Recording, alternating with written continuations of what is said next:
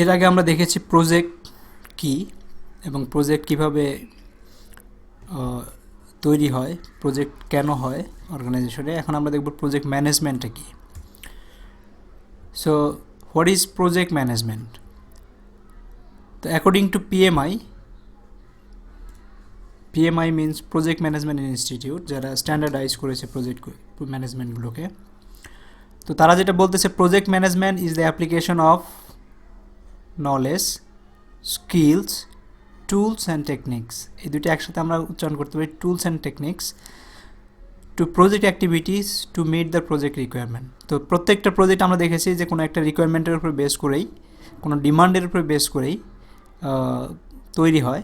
সেই প্রজেক্টটাকে যখন ম্যানেজ করতে যাই তখন আমাদেরকে কিছু জিনিস নলেজ অ্যাপ্লাই করতে হবে, স্কিলস অ্যাপ্লাই করতে হবে, টুলস অ্যান্ড টেকনিক অ্যাপ্লাই করতে হবে। এগুলো অ্যাপ্লাই করে আমরা একটা পার্টিকুলার প্রজেক্টের আউটকামগুলো নিয়ে আসতে পারি, প্রজেক্ট রিকোয়ারমেন্টকে আমরা মিট করতে পারি।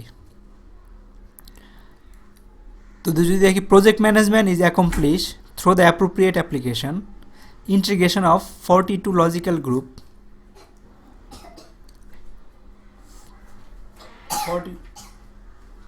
42 logical group project management process comprising the 5 process group. এই 42 লজিক্যাল গ্রুপ যেটা পিএমআই ইন্ট্রোডিউস করছে, আর 42কে 5টা প্রসেস গ্রুপে আবার ভাগ করে দেওয়া হয়েছে।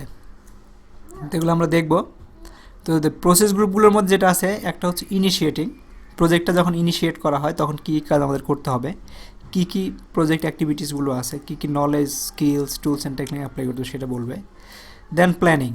তো ইনিশিয়েট হয়ে যাওয়ার পর আমরা প্ল্যানিং কীভাবে করবো একটা পার্টিকুলার প্রজেক্টের, তারপরে প্রজেক্টটাকে কীভাবে এক্সিকিউট করব, এক্সিকিউট করার সময় আমরা কীভাবে মনিটরিং এবং কন্ট্রোল করব, আর ফাইনালি আমরা প্রজেক্টটাকে ক্লোজ করব। তো এই 5টা প্রসেস গ্রুপে আমরা বিভিন্ন অ্যাক্টিভিটিস আছে, বিভিন্ন knowledge, skills, tools and technique আছে, যেগুলো আমরা ধীরে ধীরে শিখব।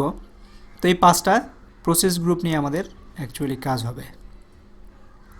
তো একটা প্রজেক্ট ম্যানেজ করতে হলে কীভাবে প্রজেক্ট আমরা ম্যানেজ করা শুরু করি? ফার্স্ট যে কাজটা হয়, আইডেন্টিফাইং দ্য রিকোয়ারমেন্টস। আমরা প্রজেক্টের যে কারণে প্রজেক্টটা কিক আপ হয়েছে, যে কারণে প্রজেক্টে ট্রিগার করেছে, তার রিকোয়ারমেন্টগুলোকে ইন ডিটেলস আমাদের বের করে নিয়ে আসতে হবে। তারপরে আমাদের addressing the various needs, concern and expectation of stakeholders as the project is planned and carried out. তো প্রজেক্টটাকে প্ল্যান করতে হবে কীভাবে আমাদের বিভিন্ন ধরনের যে রিকোয়ারমেন্টগুলো আছে, বিভিন্ন ধরনের শুধু রিকোয়ারমেন্ট না, বিভিন্ন ধরনের যে কনসার্নগুলো আছে, বিভিন্ন ধরনের স্টেক হোল্ডার্সের এক্সপেকটেশন আছে, এগুলো কীভাবে মিট করতে হবে সেই প্ল্যানিংটা করতে হবে, যেটা প্রজেক্ট ম্যানেজারের কাজ।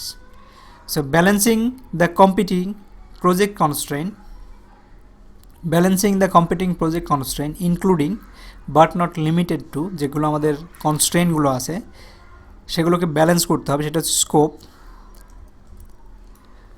Scope, quality. স্কোপ মিনস আমাদের প্রজেক্টের স্কোপটা কী, দেন প্রজেক্টের কোয়ালিটিগুলো কী কী হবে, কীভাবে কোয়ালিটি এনশিওর করব, প্রজেক্টের স্ক্যাজুলিং কীভাবে হবে, তার টাইমিংটা ঠিক থাকবে কিনা, আমাদের যে স্টার্ট অ্যান্ড এন্ড এই টাইমের মধ্যে আমরা প্রজেক্ট কীভাবে শেষ করবো সেটার জন্য যত ধরনের কাজ করতে হবে।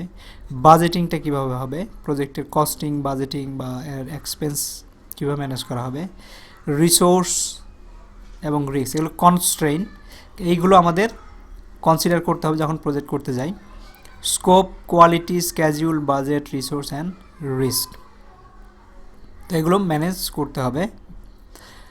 তারপর হচ্ছে project managers are the peoples responsible for managing the project processes and applying the tools and technique use to carry out the project activities. So project ম্যানেজারের রেসপন্সিবিলিটি হচ্ছে এই কনস্ট্রেন্টগুলোকে মাথায় রেখে এগুলো কীভাবে অ্যাচিভ করা যায়, কীভাবে এই টার্গেটে পৌঁছানো যায়, সেই কাজগুলো করার জন্য প্রসেস, টুলস অ্যান্ড টেকনিক এগুলো সব অ্যাপ্লাই করে জিনিসটা নিয়ে আসতে হবে। দেন আমাদের আছে project management is a process that includes planning, putting the project plan into action. শুধু প্ল্যান করলে হবে না, প্ল্যানটাকে এক্সিকিউট করতে হবে। And measuring progress and